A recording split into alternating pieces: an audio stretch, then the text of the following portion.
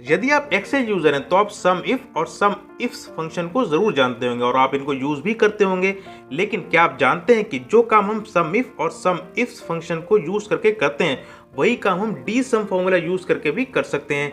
लेकिन D some formula use करने का तरीका थोड़ा अलग होता है, तो आज के वीडियो में हम डी सम फॉर्मूला यूज करने का तरीका सीखेंगे।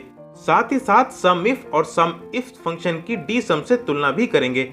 लेकिन आगे बढ़ने से पहले यदि आपने अभी तक चैनल को सब्सक्राइब नहीं किया तो कृपया चैनल सब्सक्राइब कर लीजिए और बेल आइकॉन को भी प्रेस कर दीजिए, जिससे मेरे आने वाले वीडियो की नोटिफिकेशन आपको समय पर मिल सके। तो चलिए सीखते हैं।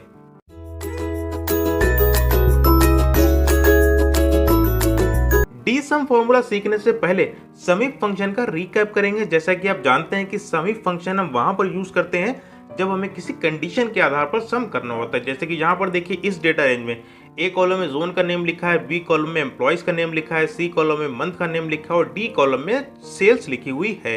अब यदि मैं आपसे कहूं कि बरेली जोन के द्वारा की गई टोटल सेल्स का सम चाहिए, तो यहाँ पर एक कंडीशन लगा दी गई कि मुझे सिर्फ बरेली जोन के द्वारा की गई सेल्स का सम चाहिए। तो ऐसी कंडीशन में हम सम इफ फॉर्मूला यूज करते हैं। और सम इफ फंक्शन यूज करने के लिए सबसे पहले इक्वल के साथ में लिखना है सम इफ, ब्रैकेट ओपन करना है। अब मुझसे रेंज पूछी जा रही है, तो रेंज के लिए मैं सिटी वाली कॉलम को पूरा इस तरीके से सिलेक्ट कर लूंगा, कॉमा लगाऊंगा।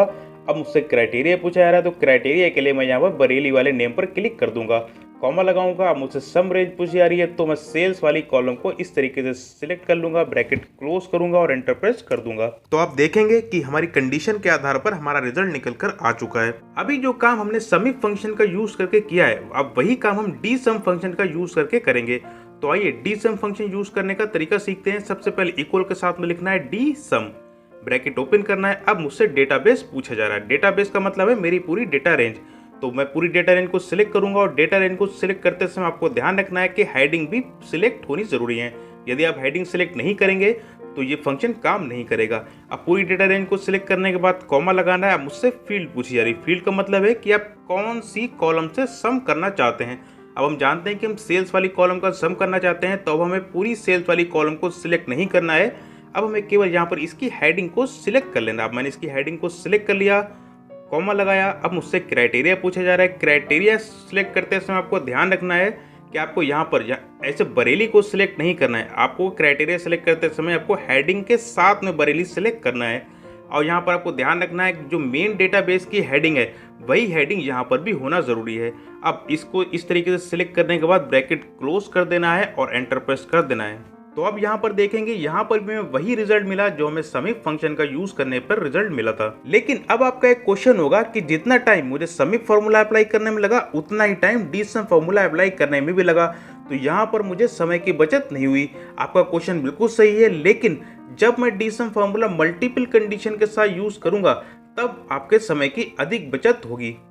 अब यहाँ पर देखिए, मुझे बरेली के द्वारा की गई टोटल सेल चाहिए, उसमें भी सिर्फ खलील के द्वारा की गई टोटल सेल चाहिए और खलील ने जो सेल मार्च में की है उसी का टोटल सम चाहिए।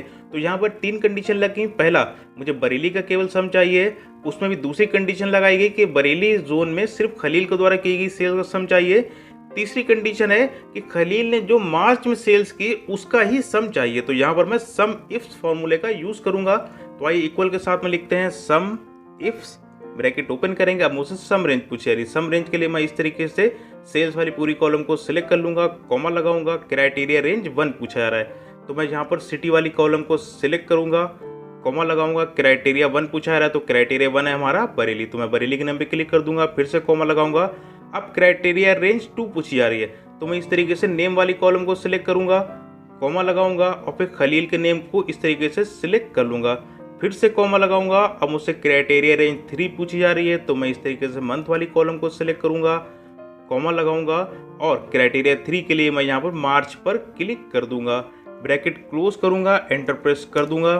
तो यहाँ पर आप देख पा रहे हैं कि कंडीशन के आधार पर रिजल्ट निकल कर आ चुका है। लेकिन यहाँ पर आपने देखा कि मुझे कितना अधिक काम करना पड़ा। सबसे पहले मैंने सम रेंज सिलेक्ट करी, उसके बाद में सिटी वाली कॉलम सेलेक्ट करी, क्राइटेरिया सेलेक्ट किया, फिर एम्प्लॉय नेम वाली कॉलम सेलेक्ट करी, फिर से क्राइटेरिया सेलेक्ट किया, फिर मंथ वाली कॉलम सेलेक्ट करी और उसके बाद फिर से क्राइटेरिया सेलेक्ट किया। इसके अलावा अगर और भी कंडीशन होती तो मुझे और भी कॉलम सेलेक्ट करनी होती है, उनका क्राइटेरिया सेलेक्ट करना होता।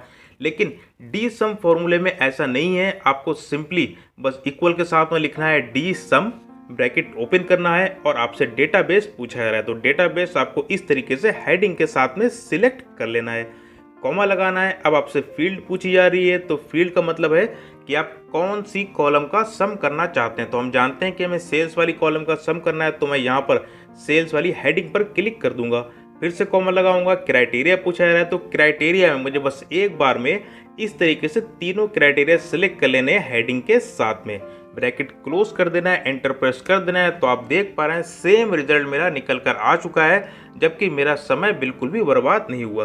डीसम फॉर्मूले में एक समस्या भी है, जैसे कि यहाँ पर देखिए मैं यहाँ पर पटना का नेम लिख रहा हूँ, यहाँ पर मैं लिख रहा हूँ अमित और यहाँ पर मैं लिख रहा हूँ मार्च। अब यहाँ पर आप देखेंगे जब मैं समी फॉर्मूले को इस तरीके से ड्रैग करूंगा तो मुझे इसका रिजल्ट मिल जाएगा, लेकिन डी सम फॉर्मूले को जब मैं ड्रैग करूंगा तो मुझे रिजल्ट नहीं मिलेगा। इसका मतलब है कि यदि कई रोज में कंडीशंस लिखी हैं तो सम इफ या फिर सम इफ फंक्शन को यूज करना ज़्यादा बेहतर रहेगा, और यदि एक ही रोज में कंडीशन लिखी है तो आप डी सम फॉर्मूला यूज करके अपना टाइम बचा सकते हैं। आज के वीडियो में इतना ही। अब मिलेंगे किसी अगले वीडियो में और भी महत्वपूर्ण जानकारी के साथ। यदि वीडियो पसंद आया तो वीडियो लाइक जरूर करिएगा और चैनल को सब्सक्राइब भी कर लीजिएगा। वीडियो में बने रहने के लिए आपका धन्यवाद।